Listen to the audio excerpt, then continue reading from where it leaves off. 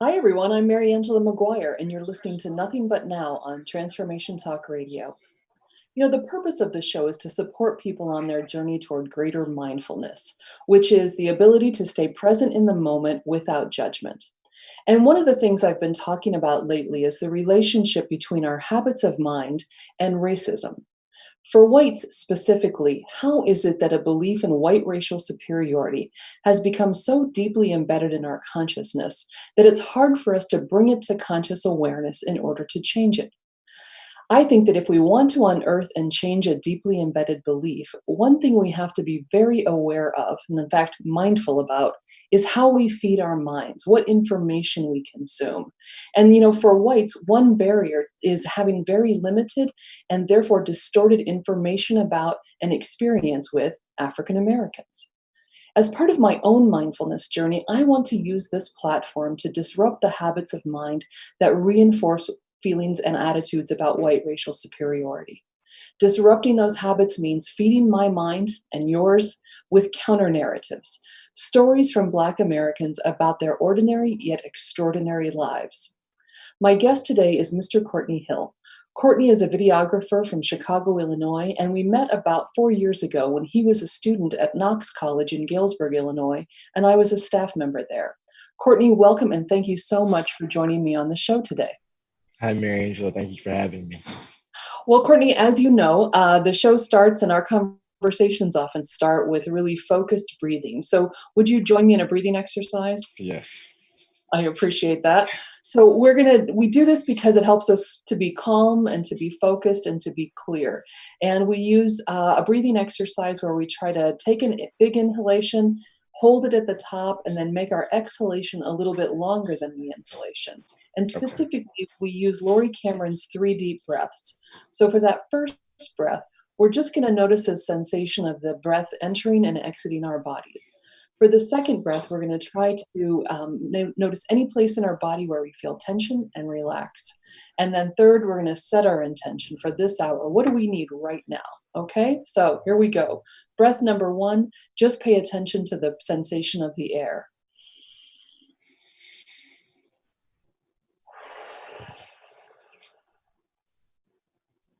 Breath number 2, relax.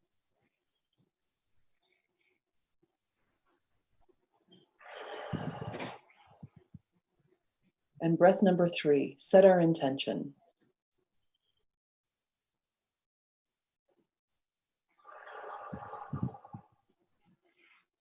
So, Cortney. My guest today is Cortney Hill from Chicago, Illinois. Cortney, I always like to ask you, how's your life?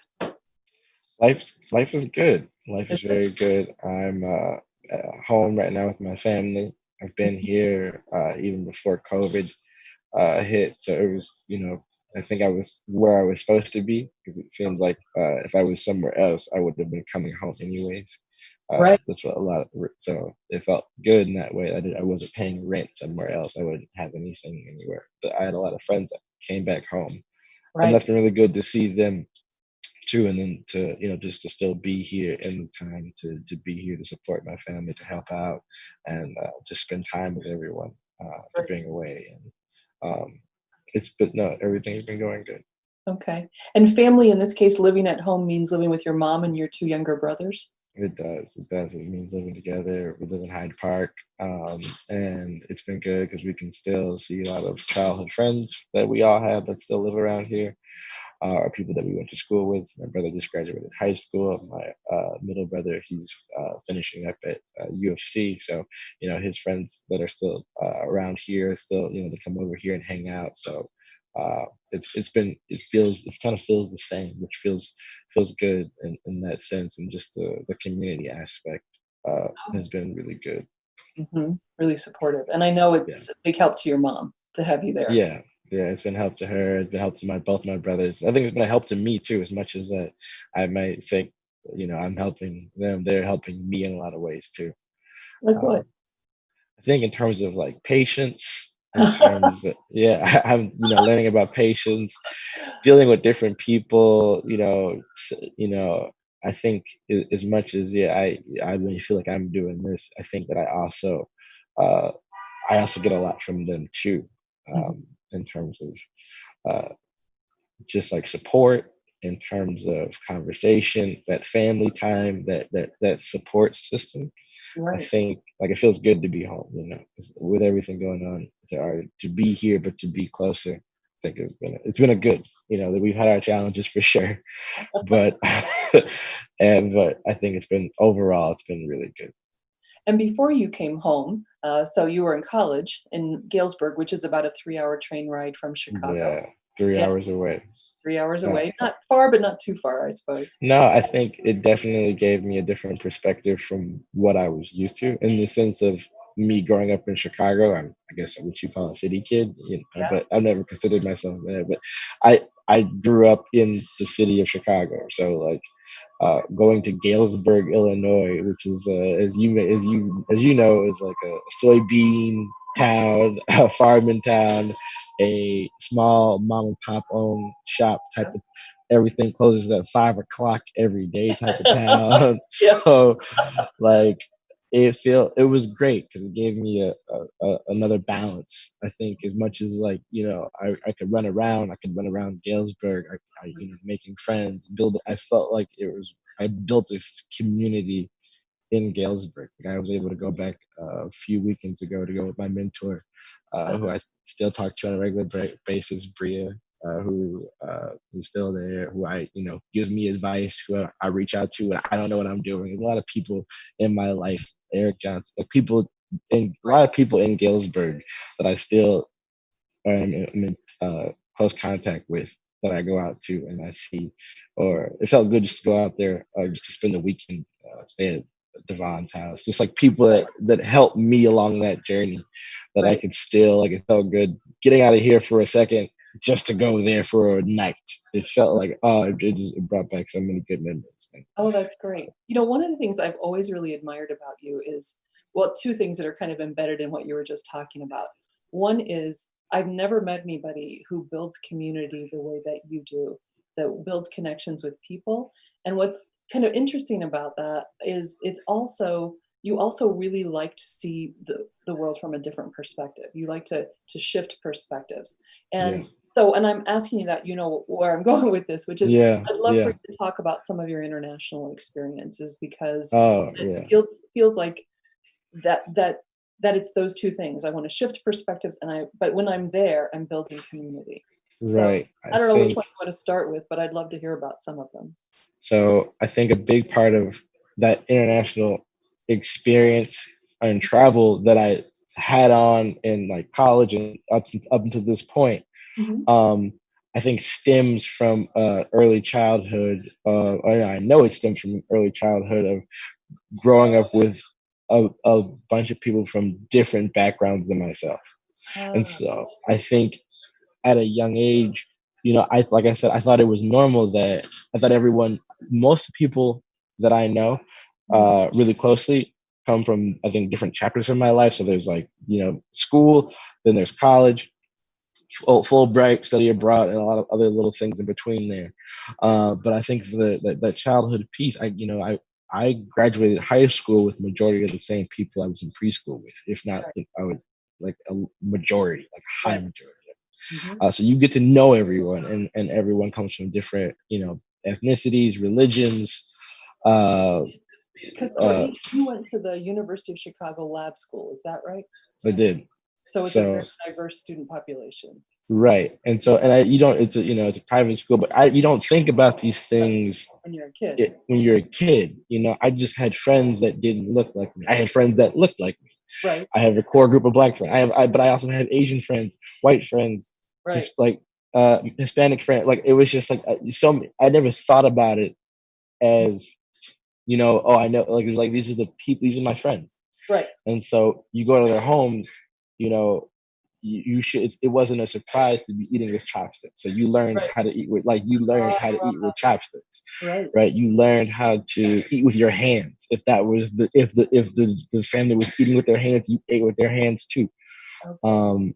And so you just kind of went with it. You going to different religious events. You learn how to appropriately either you're asked to participate or you just kind of be there and witness it. So you just that was just an upbringing that I had that I didn't. It made me interested. It made me really interested in other people and where they came from, Mhm. what they did, and because I had these childhood connections and friends, at least bonds, that when I did go study abroad, Mhm. I was just in China, and I think I remembered. I didn't think about it. I'm not thinking about it until now, but I a friend of mine who I grew up with, he has family in Beijing, and so Mhm. when all this the program I went to, I was in Beijing, Peking University. Mhm. Um, that when we first got there, we were there for like maybe a week or two, and then it was like Chinese New Year, and the program had like set up. I know, it was like awesome Chinese New Year. So like the teachers were like, "Peace, we're going to our families in the villages." So they kind of just left us on campus. So they were able to make connections with a few students and a few families for them to have like these kind of like go experience a Chinese New Year with a Chinese Say, family type of thing, yeah. homestay type of thing. Right.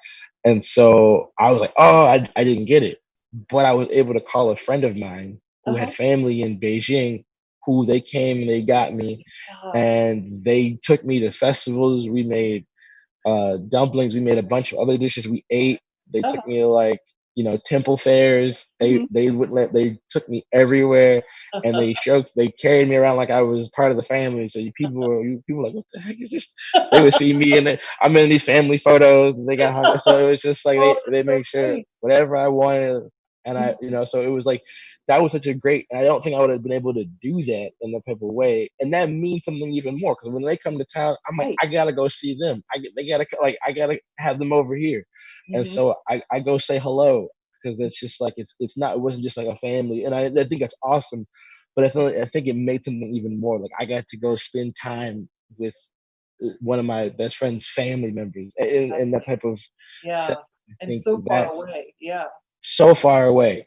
Yeah. And so I think, even, high school, I had this itching. I just didn't know how to nail it. And I think Right. studying abroad was that I didn't do a lot of international travel growing up. Mhm. I think, maybe, yeah, I did. I did a trip when I was younger, like a people to people trip to like Europe for like 2 weeks, went to California. And then I was able, family trips to Jamaica, but nothing like on my own to go explore and have to go figure out. And I Yeah. think that sense of independence and having those friends to make those connections to then do a study abroad, Yeah. Fulbright, and so forth was just it made it a little more special. It uh, made it something for me. But Malaysia, you didn't have connections over there. I That didn't was have that connections. was the I Fulbright Award. So you were there that for was 10 months? I was there for 10 months, which is it goes by so fast. So you live it like it's the last day every day. And I Oh, think no, I don't think everyone's experience is different. right. And I think whatever you put into it is what you get from it. And I loved it. I had it. My roommates were amazing. The people I lived in the town with were amazing. I mean, I made such strong relationships. I felt, yeah, with the people from that I that were in the program with me. I'm gonna go see a couple on Friday actually, uh, and but my actual town, I think, and the thing with Malaysia is like they say it was told to us in the beginning like Malaysia could be a very inclusive culture at times. Like they gotta warm up to you. Oh, okay. They gotta warm up to you. Well, Is basically let's what jump in for a second. This is how you and I got to know each other better is when you applied for the Fulbright for Malaysia. exact. And I I had no remember, idea. Yep. yeah. I remember being in your office every day, writing in that Well, small off, and I felt yeah. like I wanted it, and I had no other plan, but I wanted to do like that's the thing after studying abroad and going to China and traveling and eating out and just going to different events and just I was on a university, so I had to go study, I had to go to the library, like Mhm. the people helped me out 100%. Like the teachers and the professors that I talk to, like every so often, I'll like say how are things going, and they'll reach back out to me. Um, I went did this like 2 week hiking trip that I have footage of that they use that they share with people. I mean, it was just a phenomenal experience. And like I said, the things that you learn that they teach you how to do, and then you learn on your own. Like no one, like I wanted a scooter towards like my last month there. They didn't have like I had to go into town, figure out, negotiate contract, bought a scooter, and now I'm like zipping through the streets. Like yes, this is like what I was like. I wanted one, so it was just like you figure out how to make stuff happen on your own. I think it kind of boosts your confidence. And so Absolutely. like so like a program that's set up, like I didn't have to go figure out where I was living, where to stay, where to eat, but it was kind of there. But anything else I wanted to do, I had to go figure it out. And Malaysia is very similar in that sense of like the program really helps you get there and helps you get set up. But once you're in your Mhm. town, in your place on the grid in Malaysia, you're out there. So you got to figure out where to pay your bills, where you pay your water bill, who your electrician is. Like if you something breaks in your house, who do you call? Like it's not like a hotline number for folk. Like no, you got to go out, you got to go find your neighbor, do a little song and dance. Like, do you have tools? You're like looking on Google Translate. You're contacting Right? your mentor. Wow. And I think towards the end of my time there, like I said, it takes time to build those relationships. I think I broke down. Like my last day, I had a trip. I was able to bring a few students for a showcase from Malaysia to Kuala Lumpur. For them, that's like going to New York for the first time. I mean, we live on the island, so Right. there's Borneo, and then there's the peninsula. We live on Borneo, and so like flying to the peninsula and going to the capital city was a huge deal. And I mean, like these girls had never been on a plane before, Oh, and wow. so they just never, so it was just like, oh my god, and just to see them and do that was amazing connection, an amazing thing to see. And my mentor were taking photos, and we went to the showcase show. This is all the things we did this year. We did a radio show, we did a podcast, we Mhm. did different performance, and so it was just like this fun thing that I had. We did filmmaking, so I got to bring all of my interests that I had and Mhm. share with them and get them excited and get them doing it. And we still talk about it now. And then we had this showcase and ends, and we say goodbye. And I just broke down because it Oh, was over. It oh, was hard. Like it was like I remember how cause everyone else had cried and stuff, but I had to like they had said goodbye already. But like me oh, bringing these students, like it wasn't like a real like I said goodbye to the school, but it wasn't like okay, I gotta take these. I gotta go get right. like One, hotels, airfare. I gotta figure out the parents or the parents. Hey, this is what's going on. This is where they're staying. So it's a lot of like logistical planning. It was a lot of there were some issues with who was gonna go. I mean, it was just all this stuff you had to deal with. And then once they got in the cab and rode away and they waved, that was it. I oh, was like, I oh, broke down in front of those the KLCC towers. Like I was just like the Petronas towers. I was just girl. like I was hurt, but it was such a good feeling that I got to do that thing, Yeah. And you that know. you, well, what I was going to say too about Malaysia is when you work with the Fulbright applications, each country has some different, specifics about what it's like to be there. So this program is all called Fulbright, but it's really country specific. Different And there and are a lot of countries where and they actually say in the Malaysia country description, this is not for everybody, yeah, right? You have to be a person who has a lot of independence, who's able to kind of figure things out for him or herself, right? And so when you came and wanted to do it, I knew from talking to you that you could handle it, but I thought it was really because of that incredible ability you have to make connections with people, right? And in a place like Malaysia, I'm sure your white counterpart stood out, right? yeah. Oh, And you we could stood talk out. about that. Oh, well, I can get into that for sure. And so and also and just to go back to that, I have to give you a lot of credit for that because Oh, I remember I wanted to do Taiwan at first. yeah. And you were like, there's I don't know what the correlation between another student and another student from the same school applying, Hmm. but you were like so what you said to me was just go back and read through them. And I think I went back and read through all of them. Yep. I like read through all of them. And I think I knew I wanted to be in Southeast Asia for sure, somewhere in Asia. And I think not that there were language required. I think after the China experience, it was like Malaysia, or it was like somewhere in that Good. region. Don't know where. And I think but you encouraged me to go back and read all of them. And I think reading that Malaysia one. Like I said, the job is almost the same, maybe different age groups, different wording, but it really, if once you read the details, like you said, it was like that. This is not built for everyone, No, type it's of thing. not. Because you all were out there on your own very much once you got to your schools. You weren't in the capital city, right? You were not Right. in You're an not.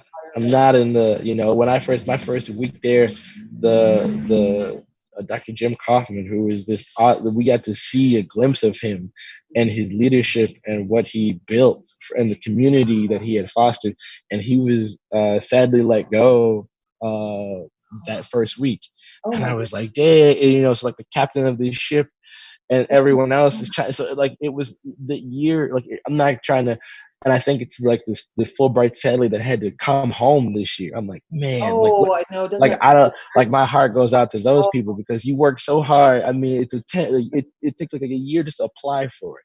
And you go, and then COVID hits. Like my heart goes for those people. I hope they're doing something amazing. I haven't connected with many of them, but it was just like, dang, like I don't even want to. So maybe I hope they get to go back and finish it off. too. And so, but it was just like because it's about being there. It doesn't matter. It's even if you get your feet there, like once you finish, you go, I get it, and then it's time to go.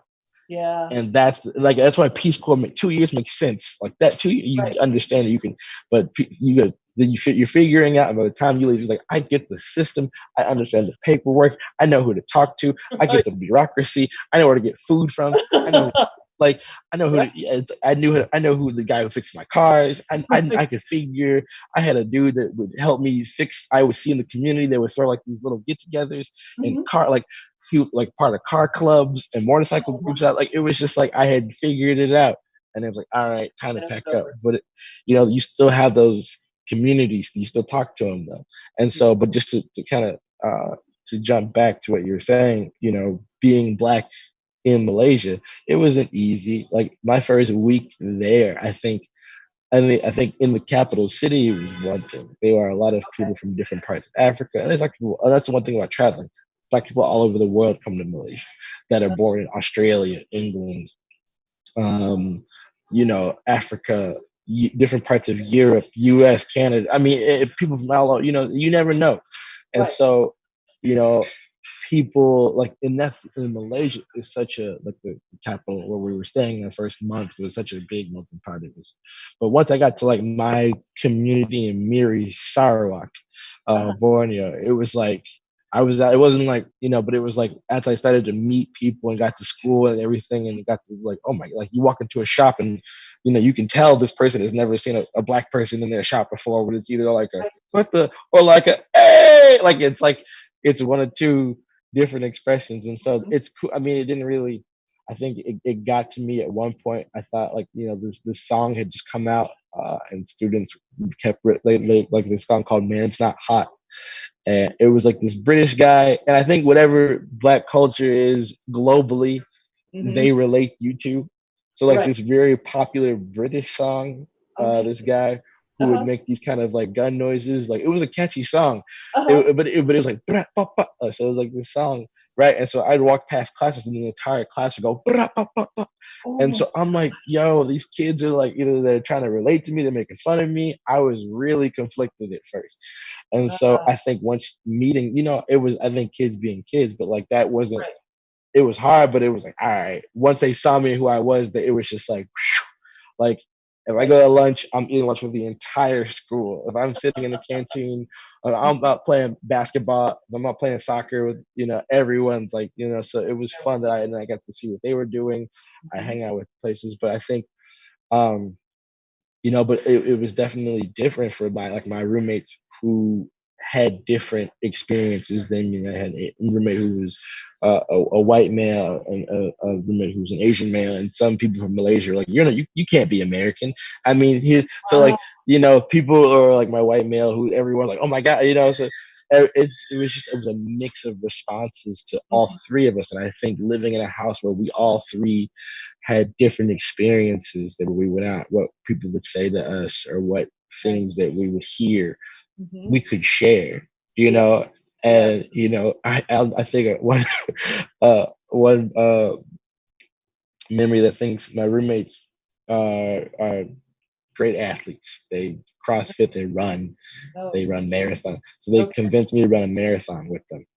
And so I had never ran a marathon, Uh-huh. let alone like a 5K. I did like a triathlon as a kid, but like not like actually going out to go. So I'm like in a park in the middle of the city running laps. I didn't like run on the treadmill at our gym. They would stop working in the middle of the run, and Oh, it would ignore me. So I go to this park where I actually made some friends there at the calisthenics park. So I have a of so course like, you oh, did.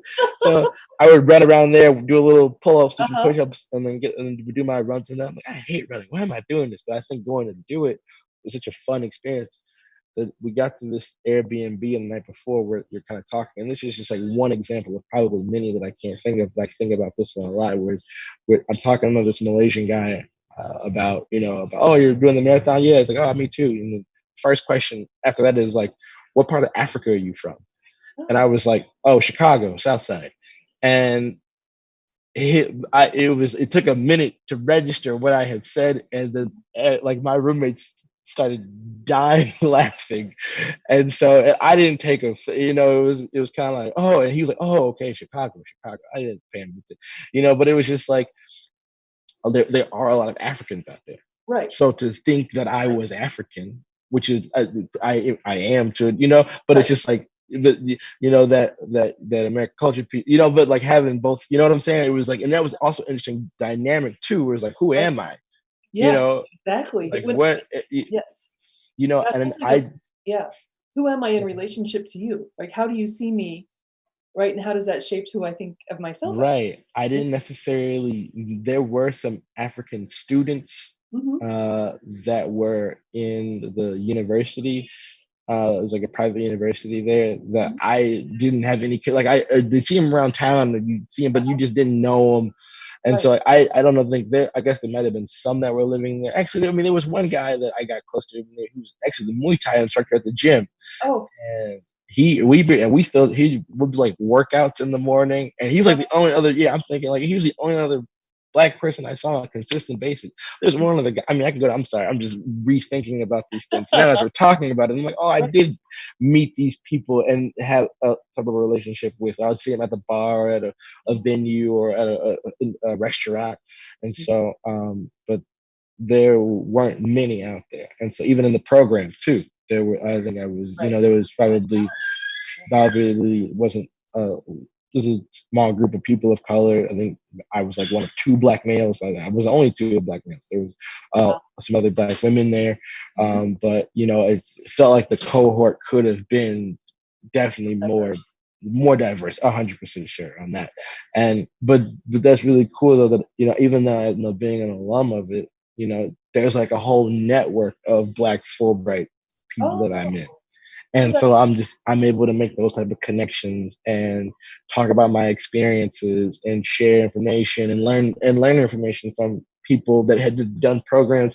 I mean, I didn't really think, even at the time too, like people all over the world, or people yeah. from they're doing Fulbrights in different, besides teaching English, maybe doing research or during an internship. I mean, people have done all different types of Fulbrights. To see like a Noir or a Black Fulbright presence on the website, I was like, oh, I gotta be in this. Like that That's was great. really Yeah. cool.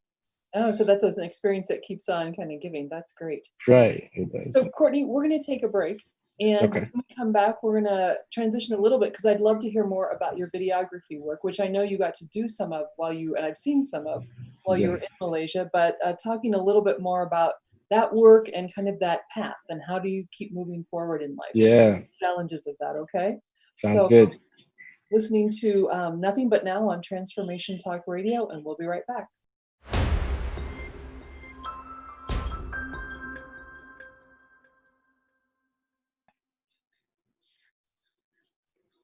Hi, everyone. Welcome back to Nothing But Now on Transformation Talk Radio. My guest today is Cortney Hill, and Courtney's been talking to us about his international experiences. He studied abroad in China and then he had a Fulbright for 10 months teaching English in Malaysia, which is an incredibly interesting, diverse country. But you were out in a very remote part of the country, a much more remote part of the country than, say, Kuala Lumpur. And I Right. know that you brought some of your video equipment there because you are I always think of you, Courtney, when you talk about yourself as a videographer, but really as a storyteller. And so Yeah. I'd love for you to talk to us about your work, either work that you did in Malaysia or work that you do in Chicago, work that you did at Knox. Where did the videography come from and how are you using it? I think the videography came. It started off as a way of expressing myself. Mhm, Or I have dyslexia, and mhm. so when I was like in middle school, if there was an option to like write a paper or give like a speech, I was like, can I make a video? You Ah, know, can I or do like like a board? You know how you would get a board and you would yeah. glue and you would write stuff. I Uh-huh. always was like, what if I just did a video of all that? Mhm. And so I had a teacher say yes to me. And so from there, it started off as like a slideshow. And then from a slideshow, it went to like the Chicago History Fair. And then I was like, oh, I could do like text and pictures and my voice and video footage interviewing people. Right. I can put this in together into like a documentary. And so like I did my first documentary on the Chicago housing projects and how like the Chicago kind of failed Right. these people that lived. Well, they did fail these people. It was a broken system, and seeing it from both the city side and from the people side, and how it was broken, Mhm. and it displaced a lot of people. Right. And that was like my first. I think I have a thing where like I'll notice things for a long period of time, and I start to question like why is that the case, or like or Mhm. what happened here. And so I started. So that was like my first video project, and I think I made it to like I think I made it like 2, 3 rounds Oh, really? in Oh, good to for the you. history fair. But then Mhm. I think I developed a sense of once I walked into the room to present it for the last time that I didn't know if I had struck a nerve with some of the judges, Oh, but really? I felt I always felt like after that, I think I walked into the room and I think it was a panel of like all white judges uh, or something like that, and I knew what I was talking about, and I felt like, oh well, this is it. I remember that feeling as like in high school, Mhm. uh, and just going like, not saying looking at them and going, this is what it is, but for some reason, it just didn't feel. I don't know. I think I walked into the room, and I think at this time I couldn't have any support with me. I couldn't have friends, family, because it was like the judges and me in this Oh. video, but it Mhm. wasn't like I was saying, you know, it was a failed system, Right. and it was a Right. You were failed system. I wasn't, I was pointing fingers at everybody. right. And that was just a fact that it was a failed And system. that Yeah. exactly. And Yeah. so I read like the history of it, and so I did that video, I was so proud of it that my teacher that still showed it, he asked for his Oh, own copy of it. I uh-huh. made sure everyone that did it got a copy of it. Uh, and I was just cranking out. And I think it started there, and then high school kind of rolled around more, and I was filming. I transferred schools at that point to go Mhm. to another school, and came back to the lab to graduate. Was at Montgomery for that year, and where I did the history fair project. Mhm. And so I was filming the basketball games, and Oh. so I had this camera now, and so I'm filming basketball games, I'm filming sporting events, I'm just filming, I'm just documenting. I Mhm. think that's really what it was, because that time in our life as a family, like, I don't we have some photos, but I think I look at these photos and I'm like, oh, these are the photos that we have from this time period, Oh, your videos. and photos too. So Oh, it's I I see. have a lot of these videos that I just would film around the house, Right. and it's like we're looking through our old, like my mom has had this project of going through old photos recently and trying to put them in binders and folders, Yeah. and there's like a huge chunk that we don't have, and which is but I got some things, so it's like it adds to this Absolutely. our family archive is what I'm trying to say. Absolutely. Yeah. And so I just kind of picked up there. I think college came, started studying political science. I would still do video and photo for like some side money, but I wasn't really focused on it. And I think towards my senior, after my, getting the Fulbright, graduating, I wanted to get back into it.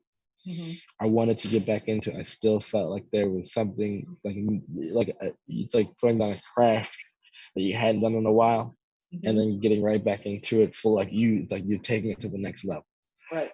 So I took post back at Knox, started working in the communications department, Mhm. where I really got back into it, like learning standards of like the current field of Right. media, Yeah. and just all of marketing, but more so just like the video aspect specifically. So I found a mentor, and and just kept going and kept going. And I think I was able to go to Haiti, if you remember, with Yes. but yeah, go to Haiti and film with Dan Beers. Um, and we got to film for his nonprofit, and I just being out there in Haiti and telling the story, and just like, oh, I'm helping, it's like I'm helping. Like I felt like the camera was, it's just a tool. The real art is making people feel comfortable and sharing their story. You're not telling the story for them. You're telling other people's stories, Mm-hmm. and I think that's very powerful as a documentarian, videographer, Mm-hmm. filmmaker, whatever. Mm-hmm. That you let the people tell the stories. Right. Uh, Right. and so, And the Haiti project was Dan Beers was a faculty member at Knox, right? And right, he's no longer there. He's at, I think, James Madison University. yeah, yeah, But he was doing this was Haitian relief project. Is that right? right, Yes. microfinances. And so we Microfinance. got to go for a week. And Okay. so like that was like an experience, I'd never been, it was like right, like after graduating, like 2-3 days later, boom, I'm flying off to Haiti. Right. And so it was kind of like a senior capstone in a way, because I had to go and do it and show it, because like political science doesn't have a capstone, like a senior Right. project. So like that, to me, that was it. Like Yeah. I got to, I've taken all of his classes and going abroad in China and having this international relations piece, and then learning about nonprofits and NGOs and working with different countries and the history and the culture, and then actually going to meet the people, Yes. seeing what all the things we read in books and see online, and actually go visit the real thing Mm-hmm. was, it connected it, like this is something I want to do moving forward. This is what I want to do. And so I was able to do that, and then also work with another professor in the journalism department, Mm-hmm. uh, Jim Dyer, who we did like the oral history. That's how I got into the live lit storytelling, was Oh, through an email. I didn't know what it was. It was like, oh, come to this thing. And I came, and it was like oral, it was like live lit storytelling. So like that storytelling piece, and then taking his class and interviewing Knox alums. And then, like we had this project for the class where everyone we were telling the story of a tragic accident that happened in Knox in the mm-hmm. mid 90s. And so, some people got the photos, some people got the videos from the interviews they did with the former students, Right. and then like the news articles, and I just give it all to me, and I'll put it together. And I Oh, spent all night in the communications office, like nice. the entire night, putting it together, adding the music, adding the title, like making it all work, narration. And I'm like, this is it, And I think even after that, even I remember Jim looked at me like, you got something like this. And so I've just kind of stuck with it. And so to fast forward past, teaching the students and doing a radio show in Malaysia with the students, it was fun giving them the camera and like, hey, go film, go off and like let's film this, and like showing them why I'm doing it and how to do it, and letting them do it too. Like Right. I'm like, this is the camera girl, this is the producer. Right. So everyone kind of had their, and then there are people who are like the host of the radio Right. show. They Oh, had fun. like theme music. I had a friend that would send me music that I could add for intros. So it was just Mhm. like, I let them run it. Like I was like, I want to just be here to show you how it works, but I want you guys to do it. Right. You were sort of And the so, teacher executive producer. right, like you got to teach them. So like it was, and then from there, coming back home, I had to figure it out again. Right. So I'm back to like, I have no community. I want to do filmmaking. So I ended up teaching at substitute teaching at my former school. So I'm back to, working with kids, Yeah. back to, reconnecting with my old teachers that, inspired me to do things, which is really cool. And Yeah. then I meet someone who's like, hey, you should check this photographer. Uh, and he's like, oh, there's this program happening at UFC, University of Chicago, like a filmmaking, production course. You should check it out. And I go to it and I just stick with it. It was a summer long course. And it was like, I think I debated, like, should I do this? I know some of this stuff. Right. Regardless of that, it was like about building a community. Like, and it wasn't even like, I learned so much more than I didn't. I Oh, didn't know, it's like as much as I was like, oh, I kind of no. You can always relearn stuff. That's why when you take a motorcycle course, you should take another one, because there's more you can learn. And mhm. so I felt like, oh, like I definitely needed to be there, and I was able to build another community. Like I think that helped me a lot too. Just trying to like, and I remember I would email you like, what am I doing? How am I, but it was all figuring it out. And I Mhm. think that was really important to me. And so doing the production course, there was editing, there was interviewing, there was you know the technical side. Like I learned so much more, and just but like I said, but it was like community piece. Like 3 days a week, I was with a group of people for 3.5 hours, Right. just focused and Just doing learning work. and Yeah. doing the work. And then we still will talk from time to time now and see what people are up to. And so in between that, I've been able to do like my own freelance video things, and I've been able to finally, like, I got a chance to work with Hebrew Brantley, like my favorite artist, and that was like, oh, that's awesome, that was really cool, and like an uplifting thing. I could do this, so I'm just trying to find work, and I'm not here. I'm working with a company now that does branding, and so I was on a shoot this morning. Oh, That's where I still got my clothes on from that. And okay. so it was like other construction site. So I get to still, like, I'm still learning more. But I think for me personally, I'm doing that, and I'm continuing to learn regardless. And it's also, okay, how do I take what I'm learning here and then like tell stories? And so I Right. think I'm getting into a place where I'm going, okay, I finally have kind of seen something that I want to look into, I want to learn more about, and I want to tell the story, like figure out what's there, type of thing. So So one of the things I noticed is how many different kinds of projects you've worked on. Are there kinds of projects that, so if you had your dream, or is it that you're just open to whatever kind of comes your way and to see what you can make of it? Or is there I, something in particular you want that you're aiming towards, or is it both? right. Right. I think even though like the shoots have been going on recently, Mhm. like today was at a construction site. The one before that was at a fertilizer plant in like Uh-huh. Sterling, Illinois. And so like I'm in fertilizer all day, but I'm learning. I think it's cool. It's great because these things are telling stories, right? Like there are usually a problem between two companies, or Mhm. there's a problem this company has. Like today, the shoot that I was on today, actually, this guy, they were asking, this is this guy who's been at this company for 32 years. And so he was talking about his time at the company, how this company took him as a pup and made him who he is to this day. He's a superintendent, and just like how he's able to do manage 140 people projects, and he credits his father for teaching him that, and then his brothers that as well, and then the fact that he works with his brothers at the same company, and that his nephews are also like the next generation who are at the companies and are becoming superintendents of their own jobs within the company, and how this is his family and the skill he's had, right? And so at first it seemed a little nervous, but not really. But then once you start talking about his daughter and what and then just like his and why he works so hard and the carpentry, like even like that was like I had to run, and because I'm watching these kids, I had to leave, Oh. but I was like, oh, I'm missing this moment. Like I Right. felt like, oh, I'm missing this moment where this dude, like I'm Uh-huh. like chiming in, like there's a script of questions we have, Mhm. but I'm Mhm. like, let's see where this goes. And he got deep about why he works so hard, why he gets it every day, Oh and he my comes to goodness. work, and how Mhm. he gets it done. And it Mhm. was just like, whoa, like even I felt like, so I think, yeah, these jobs that I go to, I think that they're awesome, even though they're, I don't Right. know, I usually don't know what they are until I get there. Right. And that's cool because you get to learn, okay, you got to just go with the flow. What are you looking for? Mhm. Maybe you're looking for something you didn't know you were looking for. Right. You get to see things that capture my eye. I get to learn about another craft that I didn't know anything about.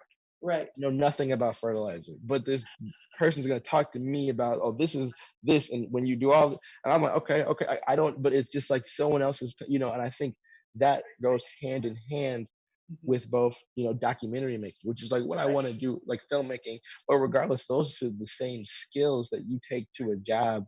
If Mhm. it's a construction site, if they're installing AC units on Right. roofs, you take Right. that same attitude as to you're going to do a nonprofit in another country. Right. What's going on? Like it's like they're questions, and it's talking with people, and it's trying to connect, it's trying to relate, it's Mhm. trying to figure out ways you don't relate, don't connect, and figuring out way, and just listening, Yeah. just being vulnerable, and just Well, and yeah. just being out I think, I mean, to me, also, you can't, I have to say it this way. to me, what you're describing is such a perfect illustration of mindfulness, right? You are present to the moment without judgment. You are there with those people, allowing them to tell you their story, whatever they need to tell you.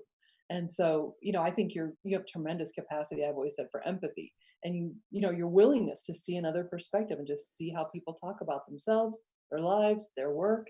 And I think I don't know, you always give yourself enough credit for that quality, that capacity that you have, and that people, how responsive people are to that.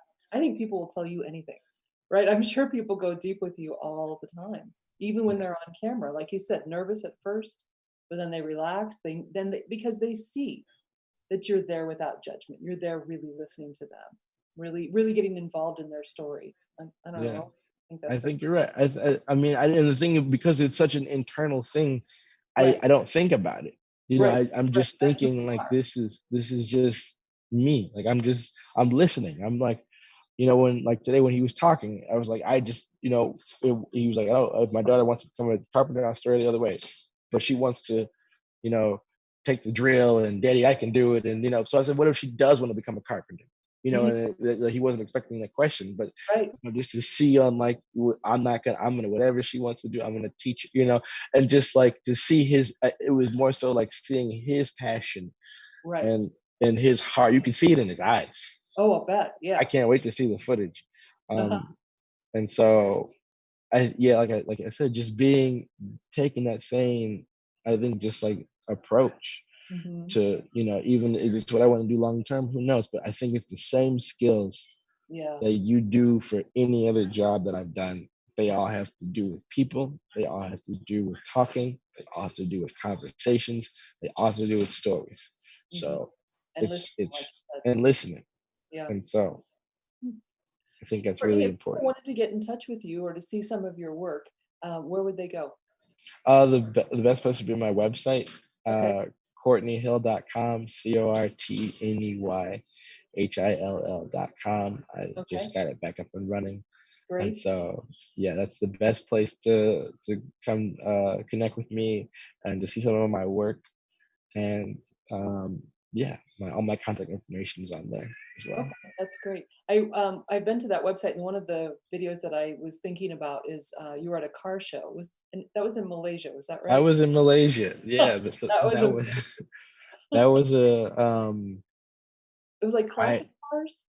it Or was like garage? custom cars. Custom Like cars. Okay. I love cars. Okay. And so there was this car show happening in Malaysia, in Miri, where I was living. So it was Mhm. cars, trucks, like they kind of have like these compact cars are very big out there, like Right. almost the norm, but like tricking out a compact car. Uh huh. They have like all types of cars, old school cars, just a whole array of even Malaysian cars, and also like Oh, some okay. foreign cars as well. Right. But um, I rolled up to this thing. It was like in a parking lot, and they were having this convention. And Mhm. I was like, "Hey, you guys need a video done?" And they were Oh like, my. "Yeah, we would love a video." And so I was like, "All right, well, I'll come shoot it." So I get to hang out, and I'm at this event, and it's only Malaysian people or Right. there's people from Brunei, which is the country right next to us. People at Brunei have come down. It's just people who speak the language who know what's going on, and I'm just Right. like, they think I'm a one of the African students from the university Okay. they're doing a project. I'm like, no, which makes sense because I was like, oh, he must go to Curtin. It's like, Uh no, huh. I don't. Which was usually the first thing most people ask me is, Okay. oh, you go to Curtin La, which Uh is huh. like the way No. they ask questions. And I'm like, no, Yeah. I don't.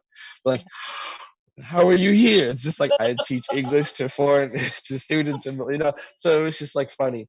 Um, but it was so I went to the show, and the guy, we became really close, really tight, and he would call me up, but like Mhm. it was like just filming the cars. I was just interested. It was just me trying to get to learn more, like things that I like home, things Right. that I like to do anyway, or like to go watch, and I would be interested in going to see. But I Yeah. get to do it here. Why? Like I gotta go do it here. Yeah. See Is people I from gotta such culture. How do they? right to see That's fun. how do they do their car shows? How do Yeah. their sound systems sound? How do their Exactly. cars have hydraulics, or cars that are lifted up, or they're doing donuts, or how do you drive stick with your left hand, like, and then do Oh, like right. that was different. Like I know how to drive stick, but I had never driven a truck stick with my, Yeah. so it's just like, oh man, this guy let me drive his truck around or his motorcycle. So it was just like cool to see people take like this is I'm passionate. Like people have the same passions all over the world. Oh, absolutely. Oh, that's a So, beautiful thought. Yeah. Yeah. you know, Courtney, you have been, I mean, I love talking to you, and so I'm so yeah. grateful to you for coming on the show No, today. thank you for having me. Oh, yeah. Tell us your website again.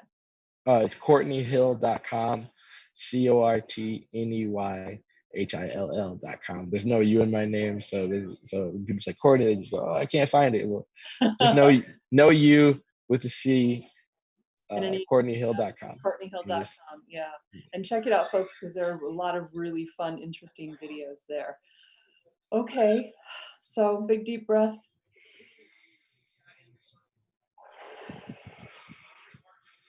Thank you for Oh, being here thank today. you. Thank you. I appreciate it. Thank you for inviting me. I was like nervous before. I was like, I gotta be Oh, ready, set up. I gotta make sure the lighting is good. The sound. I mean, I think knowing the other side of right. anything video, audio, I'm like, hey, is the lighting good? Is the sound good? Can you hear me? I need to go inside. Like, I want to make sure this is right for you because you've inspired me and you've helped me so much. And then I Oh, wanted to make sure I was here and I wanted to, do this with you. And thank you so much for inviting me. And oh, Courtney, thank you. I hope you'll come back. We'll have another oh, conversation. I'd love to. I'd Okay. love to. All right. You take care. You too. You have a good one. Thank you. Thanks for joining us today on Nothing But Now on Transformation Talk Radio. My guest has been Cortney Hill, and you can find Courtney's work at CourtneyHill.com. Thanks, everybody.